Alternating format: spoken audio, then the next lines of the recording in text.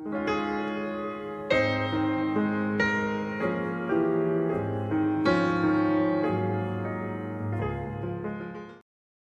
1절부터 19절인데 읽기는 9절부터 14절까지 말씀만 한 절씩 우리가 교독해서 읽기를 원합니다.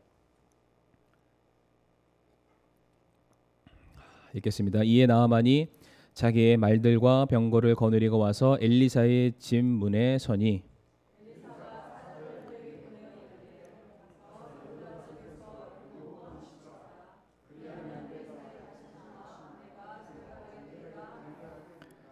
그러나 나아만이 노하여 물러가며 이르되 보라 나는 그가 분명히 내게로 나와 서서 주 자기 하나님의 이름을 부르고 그 부위를 손으로 쳐서 나병 환자를 회복시킬 줄로 생각하였도다.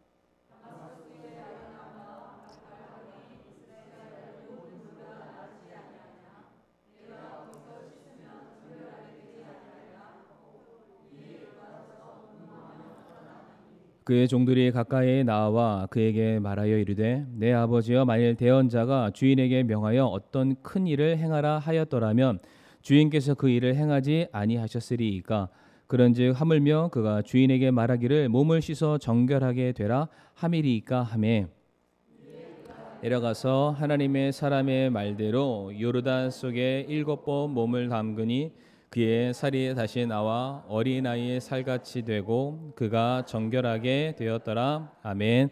말씀 위해서 한 번 더 기도하겠습니다. 고맙고 사랑 많으신 아버지 하나님, 참 저희들 하나님의 말씀에 순종하는 자들이 되게 하여 주시옵소서. 우리의 생각이 앞서지 않게 해주시고 세상의 가치가 우선되는 것이 아니라 늘 언제나 하나님의 말씀이 우리들의 삶의 우선순위요 순종의 대상이 될 수 있게 하여 주시옵소서. 예수님의 이름으로 기도를 드립니다. 아멘. 자리에 앉으시길 바랍니다. 네, 죄송한데 마이크를 조금만 더. 네. 네, 좋습니다. 이 나른하고 피곤한 오후 시간 좀 분위기를 새롭게 환기시키기 위해서 질문을 하나 하고 시작을 하겠습니다. 굉장히 유명한 질문인데요. 우리 성도님들 답을 한번 해보시길 바랍니다. 닭이 먼저인가요? 달걀이 먼저인가요? 나는 닭파. 달걀파도 있으신가요? 네, 제가 궁금해서 인터넷을 쳐봤습니다. 닭이 먼저냐, 달걀이 먼저냐? 인터넷에 대부분의 많은 사람들은 치킨이 먼저다라고 얘기를 했습니다. 네, 치킨이 맛있다. 네. 이제 다른 질문 한번 드려보겠습니다. 믿음이 먼저일까요? 순종이 먼저일까요? 믿었기 때문에 순종하는 걸까요? 순종했기 때문에 믿어지는 걸까요? 답하지 마세요. 이제 속으로 생각하시길 바랍니다. 믿음과 순종은 무엇이 우선이라고 말하기 어려울 정도로 이 상호 보완적인 관계다라고 말씀을 드리고 싶습니다. 예수님께서 이제 제자들을 본격적으로 불러 모으시고 가르침, 산상수훈을 가르치시게 되는데 이제 마태복음 5장부터 7장에 이르기까지 복이 있는 자는 구원받은 사람은 믿는 자는 이와 같은 삶을 살아야 된다. 이와 같은 가치관을 가져야 된다. 어떠한 삶의 기준을 그들에게 이제 가르쳐 주시게 됩니다. 그러니까 복이 있는 자는 쉽게 말해서 믿음 있는 자는 이렇게 살아야 된다. 믿음이란 무엇인가를 가르쳐 주시게 되죠. 그래서 5장부터 7장에 이르는 길고 긴 산상수훈의 말씀을 이제 7장 끝머리에 마무리하게 되는데 7장 끝이 무엇으로 끝나는 줄 아십니까? 바로 순종으로 끝납니다. 그러니까 산상수훈의 결말은 대미는 순종으로 끝납니다. 마태복음 7장 24절부터 26절까지의 말씀 앞에 화면에 나오게 될 텐데요. 마태복음 7장 24절에서 26절 말씀 제가 다 읽지는 않겠습니다만 24절 말씀 보게 되면 그러므로 누구든지 나의 이 말을 듣고 이 말은 산상수훈을 말합니다.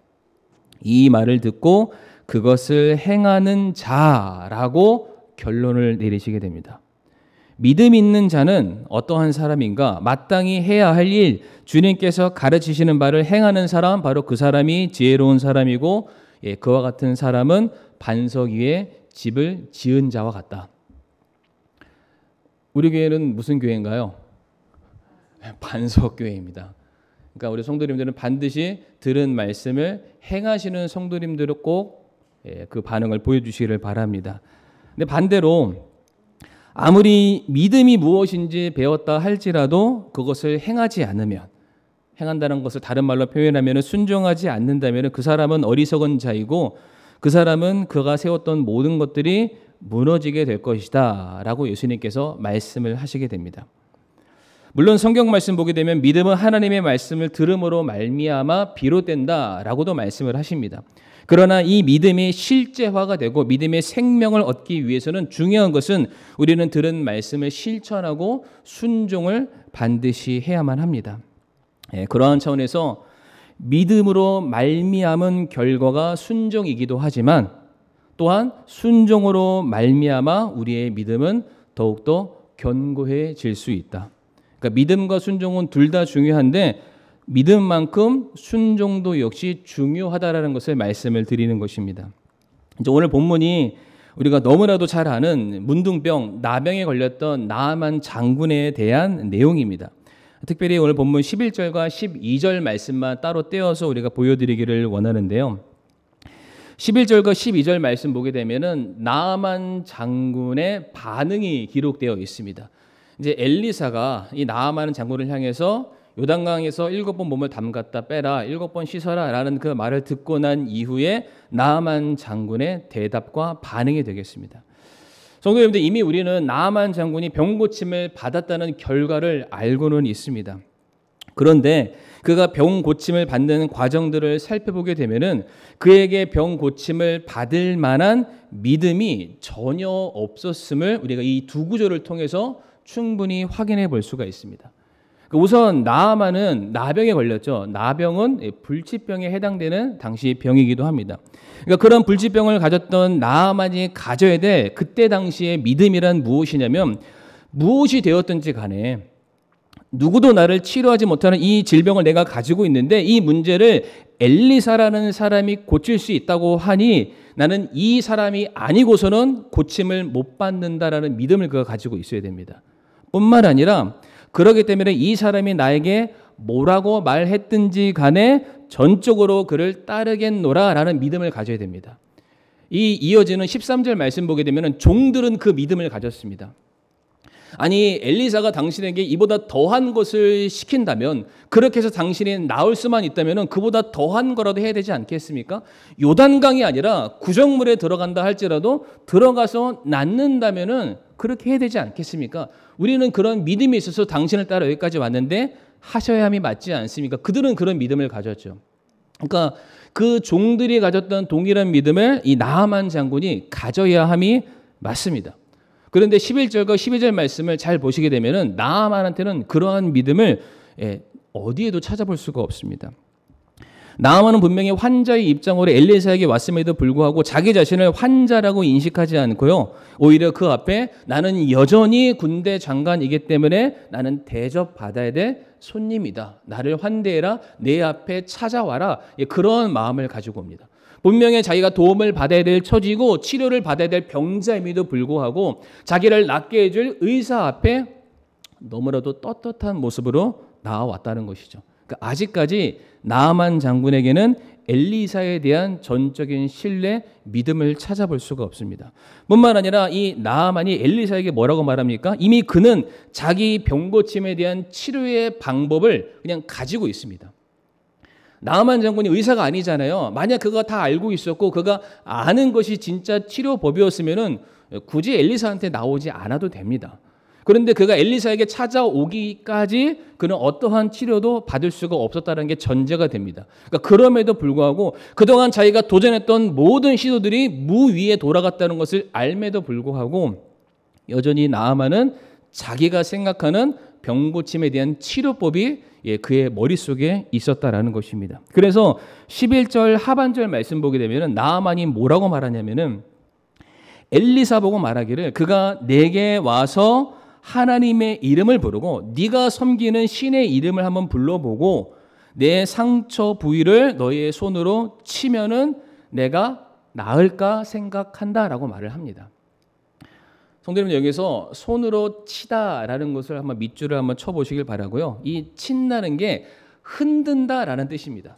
그러니까 진짜 여기가 상처가 났는데 상처 부위를 손으로 치라는 것이 아니라 그 상처 부위에 손을 흔들어라. 근데 흔든다는 게 뭘까요? 흔든다는 게 당신이 가지고 있는 의약품으로 그 상처 부위를 뿌려달라는 의미입니다. 그러니까 나아만 장군의 경우에는 이미 자기가 이렇게만 하면은 나을 수 있다는 자기의 생각과 자기의 고집 가운데 빠져 있는 것을 볼 수가 있죠. 그리고 엘리사가 요단강으로 들어가라고 말했는데 나아만 이렇게 말하죠. 그 강에 갈 바에는 차라리 거기보다 훨씬 더 물이 깨끗한 아바나와 바르발 강에 가겠다라고 말하면서 계속적으로 엘리사의 말을 불신을 하게 됩니다. 그리고 마지막 태도는 어떻습니까? 12절 맨 마지막 구절을 보게 되면은 그가 돌아서서 분노하여 떠나갔다라고 말하고 있습니다.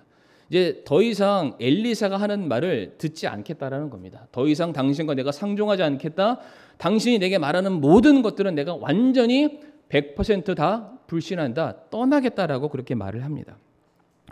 처음부터 나아만 장군의 경우에는 엘리사가 마음에 들지 않았습니다. 자기가 원하는 대로 해주지 않을 뿐만 아니라 그가 그에게 요청했던 처방 방법대로 해주지 않았으니까 계속적인 불신을 보여주게 됩니다.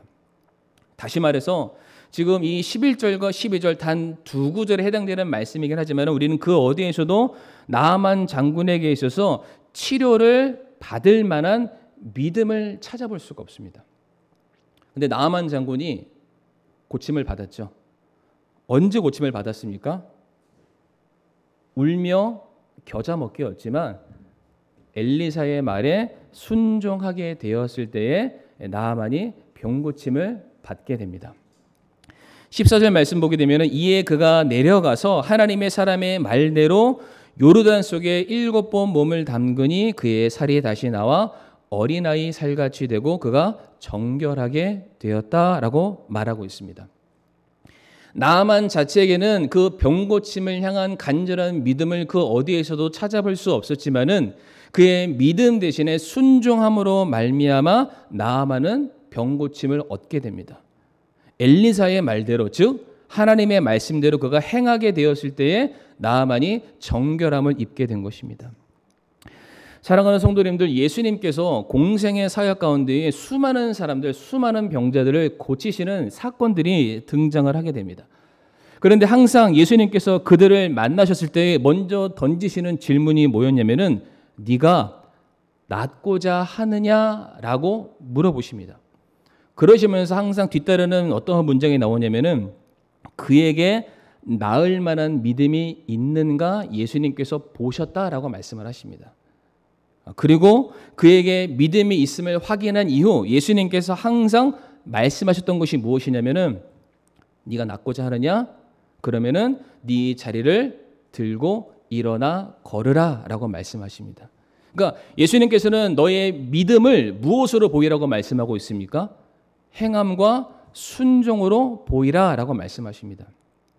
너가 나음을 얻었기 때문에 일어나라는 것이 아니라 여전히 그는 질병을 가지고 있고요. 여전히 그의 삶에 치유받을 수 없는 불치병을 가지고 있었지만은 예수님이 나의 문제를 해결하실 유일한 구원자임을 믿는다면은 그분의 말씀에 따라 순종했을 때에 주님의 치유의 역사가 내 삶에 이루어지는 줄을 믿어라. 그렇기 때문에 일어나라는 순종의 말에 따랐다. 그랬을 때 그가 그 모든 질병의 문제를 해결받았음이 이미 공생의 사역 가운데 여러 차례 언급이 되고 있습니다. 마태복음 7장 21절 말씀 보게 되면은 내게 주여 주여 하는 자가 다 하늘의 왕국에 들어가지는 아니하고 오직 하늘에 계신 내 아버지의 뜻을 행하는 자라야 들어간다라고 되어 있습니다. 하나님의 뜻을 아는 것이 중요한 것이 아님을 말씀하시죠.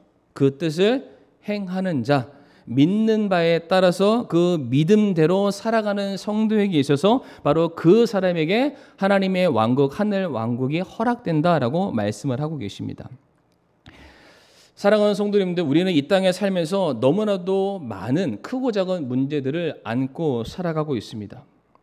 그 문제를 해결하기 위해서 매일같이 치열한 전쟁의 삶을 우리가 살아가고 있는데, 이 세상에서는 그 문제를 해결받을 방도를 더 이상 찾지 못한 상태에 드디어 우리 구주 예수 그리스도만이 우리의 유일한 구원자이심을 우리가 생각하게 됩니다.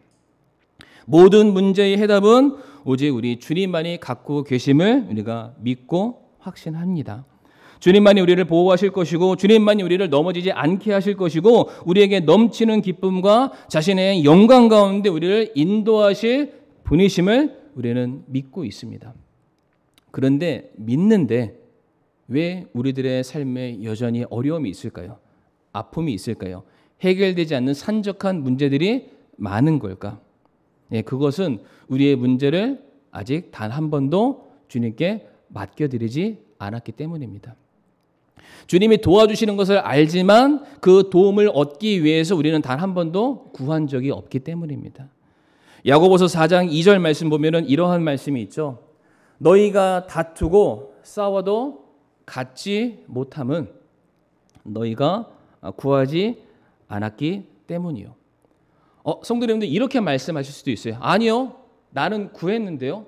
나는 분명히 기도했는데요. 분명히 간절히 주님께 외쳤는데요. 요청했는데요. 부르짖었는데요. 금식했는데요. 라고 말할 수 있습니다. 그런데 그때 당시 우리가 주님께 나와 기도했던 내용이 혹시 나아만 장군의 요청은 아니었나 한번 생각해 보시길 바랍니다. 이미 내가 원하는 방법이 있는 겁니다. 내가 원하는 시기가 있는 것이죠. 내가 원하는 어떠한 모양들이 있는 것입니다. 그것을 내게 달라라고 우리가 기도했을지는 모르겠습니다. 그러나 주님의 뜻 앞에 내가 순종하겠노라. 이 고통을 내가 달게 받겠습니다. 이 일을 통해서 주님께서 내게 허락하신 일들이 무엇인지를 보기를 원합니다. 우리가 그렇게는 혹시 기도를 안 했는지 한번 우리 성도님들 잘 생각해 보시기를 바랍니다. 우리가 얼마나 하나님을 믿고 확신하느냐, 이 믿음이 무엇으로 증명되고 무엇으로 판단될 수 있습니까? 우리가 하나님의 말씀에 얼마나 순종하고 있는가? 정말로 하나님께서 내 삶에 간섭하셔서 역사하시기를 원하신다면 우리는 지금 먼저 가장 해야 될 일은 바로 무릎 꿇고 기도하는 것이라고 믿습니다. 오늘 오전 설교에서도 사도 바울이 핍박을 받으면서도 그가 끝끝내 복음을 전하는 순종의 자리에 갈 수 있었던 것은 하나님께서 그와 함께 하심을 믿었기 때문입니다. 그러니까 순종이라는 것이 믿음과 같이 간다라는 것이죠. 순종했을 때에 증인된 삶을 살았을 때 그에게 권능이 임했음을 그가 봤기 때문에 그의 삶에는 계속되는 순종의 역사가, 순종의 행보가 이어질 수밖에 없었다라는 것입니다. 우리가 다 같이 잠언 3장 6절 말씀 같이 한번 읽어보도록 하겠습니다. 잠언 3장 6절 말씀 같이 한번 읽어보실까요? 시작. 내 모든 길에서 그분을 인정하라. 그리하면 그분께서 내 행로들을 지도하시리라. 아멘. 이 말씀을 통해서 우리가 분명히 알 수 있는 것은 하나님의 역사하심에는 순서가 있습니다. 어떤 순서입니까? 그분을 인정하라. 그분의 뜻 앞에 순종하라. 그리하면, 분명한 인과관계가 있죠. 그리하면 그분께서 내 행로들을 지도해 주신다. 그러니까 우리는 늘 언제나 당장 내가 원하는 결과론적인 값만을 요구하지만 주님께서는 그것이 있기 전에 먼저 우리에게 순종을 요구하고 계십니다. 주님을 인정하는 그 마음을 우리에게서 먼저 요구하신다는 사실을 꼭 기억하시기를 바랍니다. 그래서 무엇이 먼저입니까? 순종이 먼저입니다. 하나님의 손이 짧아서 우리를 향한 구원이 늦거나 부족한 것이 아닙니다. 우리의 믿음을 증명해내는 순종이 먼저 보여지기만 한다면 하나님께서는 반드시 그 순종을 통해서 놀라운 역사를 이루실지를 믿으시는 저와 성도님들이 되기를 바랍니다. 그래서 성경 말씀 보게 되면은 이 믿음과 순종의 절대적인 관계를 보여주는 많은 말씀들이 있는데 대표적인 두 군데 말씀만 한번 찾아보겠습니다. 로마서 16장 26절의 말씀인데요. 로마서 16장 26절의 말씀. 화면에 곧 나올 겁니다. 같이 한번 읽어보실까요? 시작.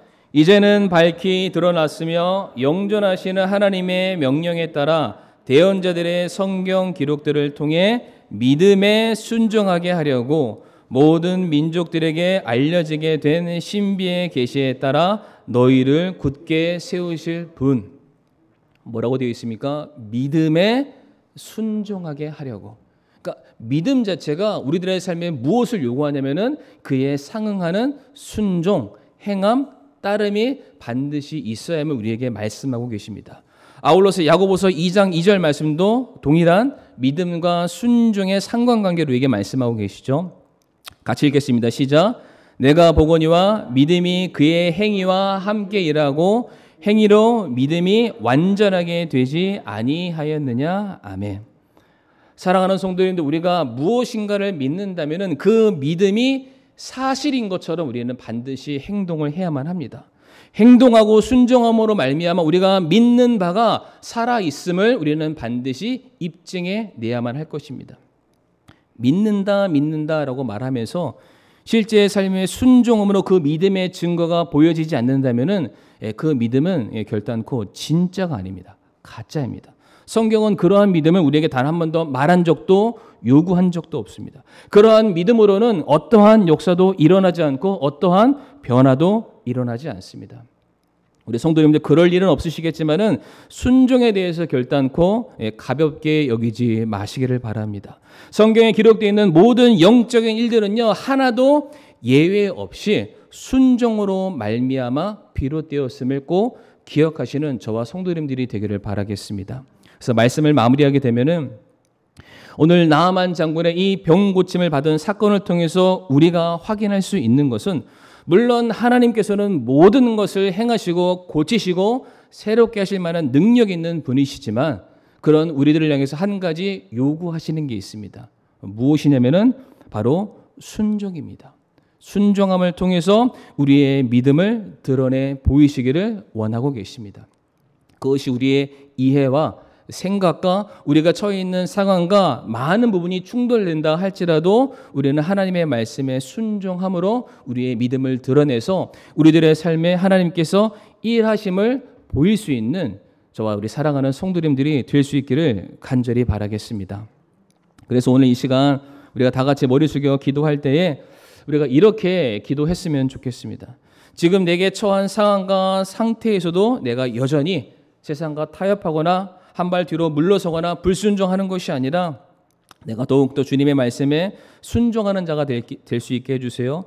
주님을 더 사랑하고 주님의 말씀만을 붙들고 나아갈 수 있는 그런 순전한 믿음이 저에게 있기를 간절히 원합니다라는 그 기도를 이 시간 짧은 시간이 되겠지만은 우리가 함께 머리 숙여 기도하는 이 시간을 우리가 갖도록 하겠습니다.